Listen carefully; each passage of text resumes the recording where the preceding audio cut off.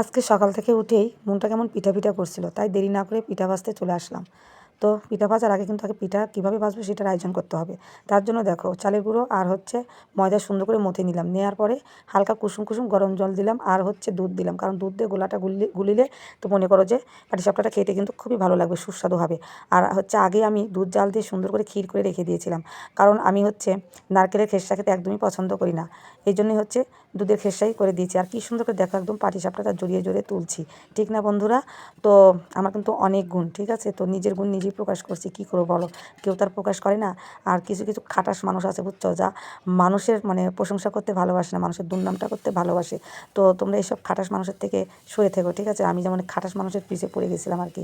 তো যাই হোক বন্ধুরা, খাটাসটা খাটাসই থাকবে, খাটাসটা কখনো ভালো হবে না, ঠিক আছে? শুধু তোমার ভালোটা তোমার থেকে খালি গিলবে আর তোমার থেকে শুধু নিবি, আর তোমার দুর্নাম গাইবে, তোমার প্রশংসাটা গাইতে ওদের গায়ের ভিতরে ফোসকা পড়ে যায়। তো যাই হোক, এত কথা না বলে এদিকে আমার পিঠাটা আবার নষ্ট হয়ে যাবে, পুড়ে যাবে, ঠিক আছে? পিঠা আবার খাটাস হয়ে যাবে, ওকে খাওয়ানো যাইব না। তো যাই হোক, সুন্দর সুন্দর করে একদম পিঠা ভাজছি। তো ভাজা কিন্তু এখন শেষের দিকেই। তো কে কে খাবে বন্ধুরা, চলে আসো, ঠিক আছে? সেই সুন্দর পিঠা হয়েছে। তো এখন আমি রাখছি, টাটা বাই।